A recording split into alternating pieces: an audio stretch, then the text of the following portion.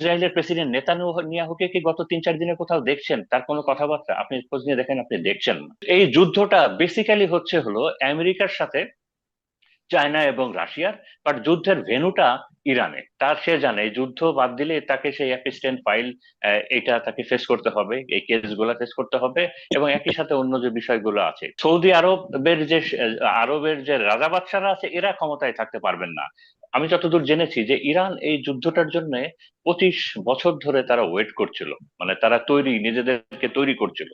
যে অনেকের মনে হতে পারে যে ইরান কি সারপ্রাইজড হলো নাকি তাদের সুপ্রিম লিডার মারা গেল কিংবা এরকম না।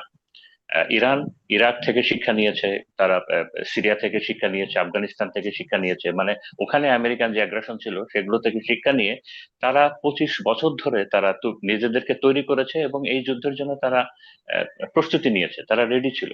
একই সাথে আমেরিকা এবং ইসরায়েলের জন্য, বিশেষ করে আমেরিকার জন্য এই যুদ্ধের সব থেকে বড় যে সারপ্রাইজ প্যাকেজটা ছিল সেটা হলো যে ইরান একসাথে আমেরিকার যতগুলো বেজ আছে মিডিল ইস্টে সবগুলোতে মিসাইল বর্ষণ করেছে।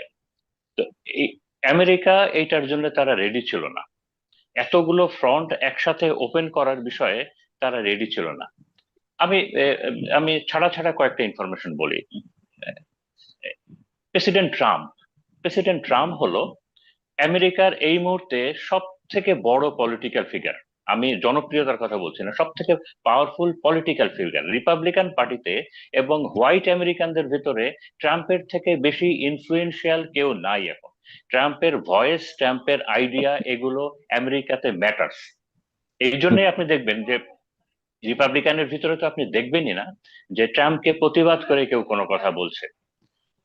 ট্রাম্পের সামনেও কিন্তু এই যুদ্ধ বাদ দিলে, সে জানে এই যুদ্ধ বাদ দিলে তাকে সেই অ্যাসিস্ট্যান্ট ফাইল, এটা তাকে ফেস করতে হবে, এই কেসগুলো ফেস করতে হবে। এবং একই সাথে অন্য যে বিষয়গুলো আছে, নেতানিয়াহু, তার জন্য যে চ্যালেঞ্জটা আছে এই মুহূর্তে, নেতানিয়াহুর জন্য সব থেকে বড় চ্যালেঞ্জ এই যুদ্ধে হেরে যাওয়া মানে ইরানের রেজিম চেঞ্জ হোক বা না হোক, ইসরায়েলের রেজিম চেঞ্জ হবে। নেতানিয়াহু চেঞ্জ হবেন, নেতানিয়াহুর পার্টি চেঞ্জ হবেন, এবং নেতানিয়াহুর বিরুদ্ধে কিছু কেস চলমান আছে আন্তর্জাতিক আদালতের কথা।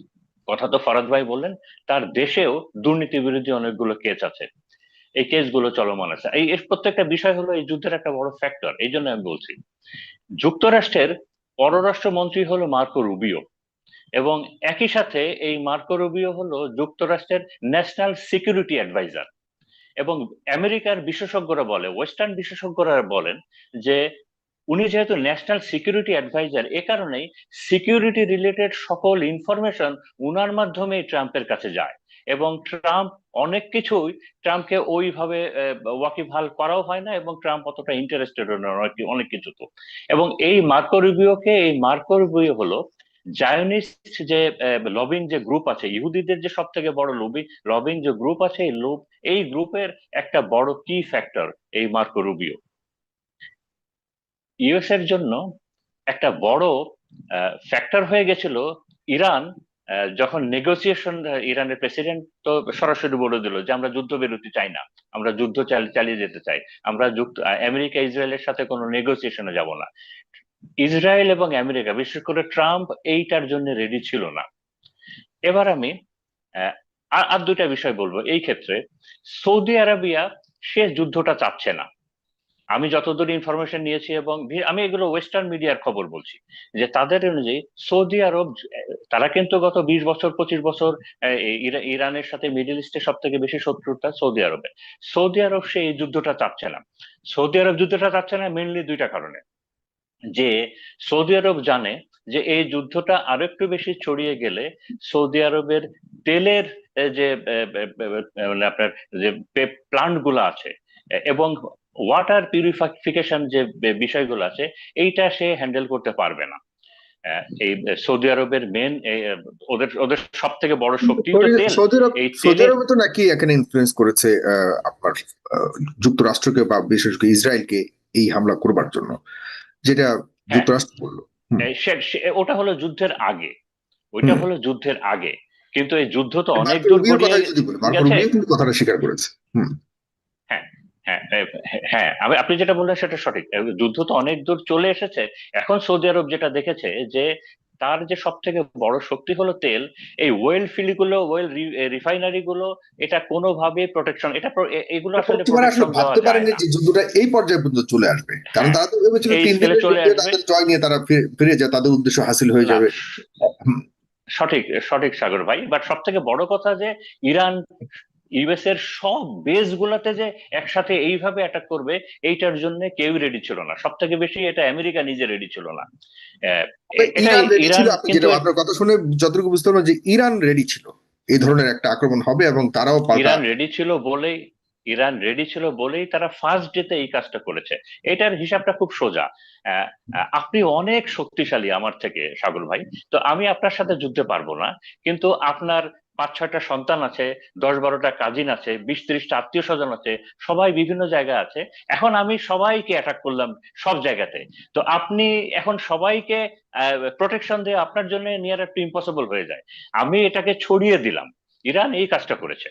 ইরান এই কাজটা করেছে। তো আমি যে সৌদি আরবের যে প্রসঙ্গে আসছিলাম, সৌদি আরব এখন দেখেছে সৌদি আরবের সব থেকে শক্তি এবং দুর্বলতার জায়গা দুইটা। সব থেকে শক্তির দুর্বলতার জায়গা হলো তার তেল, আর হুম, দুর্বলতার জায়গা হলো এই তেল প্রোটেকশন দেওয়া যায় না, ওয়েল ফিল্ড প্রোটেকশন দেওয়া যায় না, এটা ইম্পসিবল। একই সাথে সৌদি আরবের হলো সব থেকে দুষ্প্রাপ্য জিনিস হলো পানি। তার এই পানি রিফাইনিং হয়ে সৌদি আরবে যে যায়, ওই প্লান্ট গুলাও প্রোটেকশন দেওয়া যায় না। তো এখন এইগুলা যদি সৌদি আরব প্রোটেকশন দিতে না পারে, সৌদি আরব খুব ভালো করে জানে, আমি ওয়েস্টার্ন মিডিয়ার খবর বলছি, যে আর কিছু না হোক, সৌদি আরবে রেজিম চেঞ্জ হয়ে যাবে। মানে সৌদি আরবের যে রাজা বাদশারা আছে, এরা ক্ষমতায় থাকতে পারবেন না, এটা যদি হয়। একই সাথে এই যে একটু আগে ভাই যেটা বাহরাইনের কথাটা বললেন, বাহরাইন হলো মিডিল ইস্টের প্রথম দেশ যে দেশে কিন্তু রেজিম চেঞ্জ হয়ে গেছে। বাহরাইনের যে রাজা ছিলেন উনি সৌদি আরবে পালিয়ে গেছেন, এবং বাহরাইনের যে সরকার এখন, এই সরকার এখন ইরানের অনুগত সরকার, মানে ইরানের উপর সিম্পাথিজার সরকার। এবং বাহরাইনে আমেরিকার সব থেকে বড় নেভাল বেজ আছে, যে নেভাল বেজটা এখন সারাউন্ডেড বাই হোস্টাইল পিপল। তো এটাও আমেরিকার একটা বড় মাথা ব্যথা হয়ে গেছে। বাহরাইন একই অলরেডি সাথে আমি আরো চেঞ্জ কিছু, হয়ে গেছে আপনি বলতে যাচ্ছেন? হ্যাঁ, বাহরাইনের যে বাদশা ছিল উনি উনি হুম, তো পালিয়ে সৌদি আরবে অবস্থান নিয়েছেন, এবং আচ্ছা আচ্ছা। বাহরাইনের হলো ইরানের সমর্থিত যারা, মানে যারা, তারা এখন ক্ষমতায় আছে আর কি। আর ওকে, তো আচ্ছা, একটা হুম, বিষয় খুব ইম্পর্টেন্ট, যেটা যেটা বিশ্ব বড় মানে ওয়েস্টার্ন বিশেষজ্ঞরা বলেন, যেটা হলো যে যুদ্ধ, এই যুদ্ধটা বেসিক্যালি হলো আমেরিকার সাথে চায়না এবং রাশিয়ার, বাট যুদ্ধের ভেন্যুটা ইরানে। তো হুম, এই বিষয়টা একটু আমাদের বুঝতে হবে। তো এই বিষয়টা বুঝতে হবে কি, যে প্রথমত মিডল ইস্টটা কি, আমি একটু একটু বলতে চাই এটা মিডল ইস্টটা কি। হুম, এই মিডল ইস্টের যে মিডল ইস্টের আসল ক্ষমতা তো তেল। আপনি দেখেন, আপনি শুধু ইউএস এর ইকোনমিটা দেখবেন। আহ, ইরাক যুদ্ধে আপনার ক্লিনটনের সময় পর্যন্ত, প্রেসিডেন্ট ক্লিনটনের সময় পর্যন্ত মিলিটারি এবং ইকোনমি, এই দুইটা বিষয়ে ইউএস এর কোনো প্রতিদ্বন্দ্বী ছিল না। কিন্তু তারপর থেকে মিলিটারি পাওয়ারে ইউএস এর প্রতিদ্বন্দ্বী নাই, কিন্তু ইউএস এর ইকোনমি আস্তে আস্তে আস্তে আস্তে ফল করেছে। এই যে ইউএস এর ইকোনমি আস্তে আস্তে ফল করেছে, এর one of the major reason হলো মিডিল ইস্ট। এই মিডিল ইস্টটা কি? এই মিডিল ইস্ট হলো যে সমস্ত তেল এরা যে বিক্রি করে মিডিল ইস্ট থেকে, এই তেল বিক্রি করে, এই তেলগুলা কিন্তু সব ডলারে বিক্রি করে, পেট্রো ডলার। এই হুম, ডলার গুলাই ইউএস এর মার্কেটে যায়, এই ডলার গুলাই ইউএস এর ইকোনমিতে আপনার পুষ্টিন হয়। এই ডলার গুলাই ইউএস এর ইকোনমিকে স্টেবল রাখে, এবং এটাই ছিল ইউএস এর চুক্তি, ইউএস এর হুম। কন্ডিশন। এই যে আরব দেশের, এটাই হলো ইউএস এর কন্ডিশন। এখন এখন বর্তমানে যেটা হয়েছে, এই মিডিল ইস্ট থেকেই আপনার যেমন রাশিয়া তেল বিক্রি করে তার রুবেলে, ইরান তেল বিক্রি করে তার নিজস্ব মুদ্রায়। ফলে আমি সাগর ভাই আপনার শেষ কথা শুনতে পারি নাই। না, বলেন বলেন, আপনি বলেন, আমি শুনতে পাচ্ছি আপনাকে, মেজর শাহিন প্লিজ। আচ্ছা, তো এখন এখন ইউএসএ যেটা দেখেছে যে এই যে পেট্রো ডলার, যেটা মিডিল ইস্টের যে সমগ্র পেট্রো ডলার, এই পেট্রো ডলারটা এখন ভাগ হয়ে যাচ্ছে। আগে যে সম্পূর্ণ টোটাল পেট্রো ডলার ছিল, এবং পেট্রো ডলারটাই চলে যেত আপনার ইউএসএ তে, এবং সেখানে ইউএস এর ইকোনমিকে এনরিচ করতো। এই পেট্রো ডলারের ভিতরে ইরান তো ডলারে বিক্রি করে না, ইরান আবার ইরান বিক্রি করে চায়নার কাছে, ইরান বিক্রি করে ইন্ডিয়ার কাছে।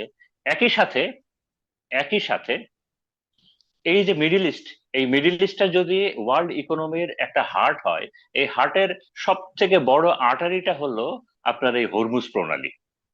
এই হরমুজ এক্স্যাক্টলি। প্রণালীটা এত ইম্পর্টেন্ট, এই হরমুজ প্রণালী দিয়ে এশিয়ার যে বড় শক্তিগুলো আছে, সমগ্র বিশ্বের 20% তেল তো যাই, তার থেকে বড় যে এশিয়ার যে সব থেকে বড় শক্তি আছে, ইন্ডিয়া, জাপান, তারপরে আপনার কোরিয়া, আমাদের বাংলাদেশ পাকিস্তান তো এরা আছে, সব এই তেল এই পথ দিয়ে আসে। এবং এই হরমুজ প্রণালী দিয়ে যে তেলগুলো আসে এগুলো কিন্তু সব ওই ডলার দিয়ে কেনে।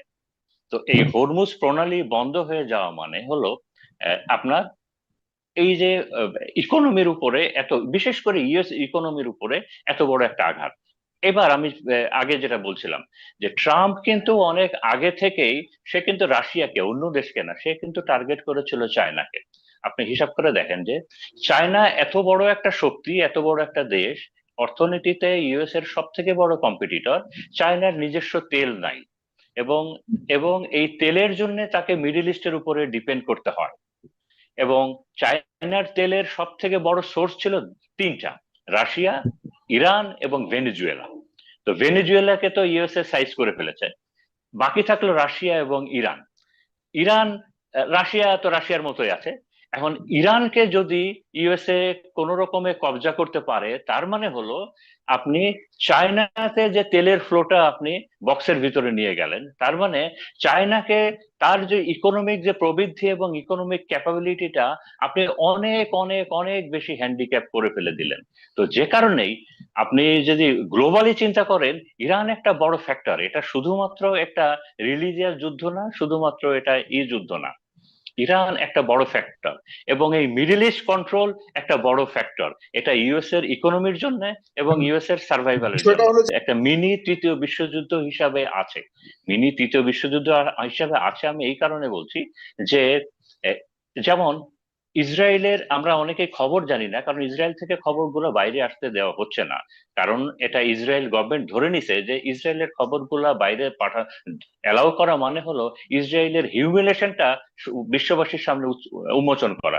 ইসরায়েলের সব থেকে বড় ক্ষতি যেটা হয়েছে, ইসরায়েলের সব থেকে বড় ওদের নাভা টিম বলে, যেখানে যেটা নাভা টিমটা হলো ওদের নিউক্লিয়ার সেন্টার, ওদের আকাশ প্রতিরক্ষা সবকিছু, যুদ্ধের যুদ্ধের হাব এই নাভা টিম সেন্টার।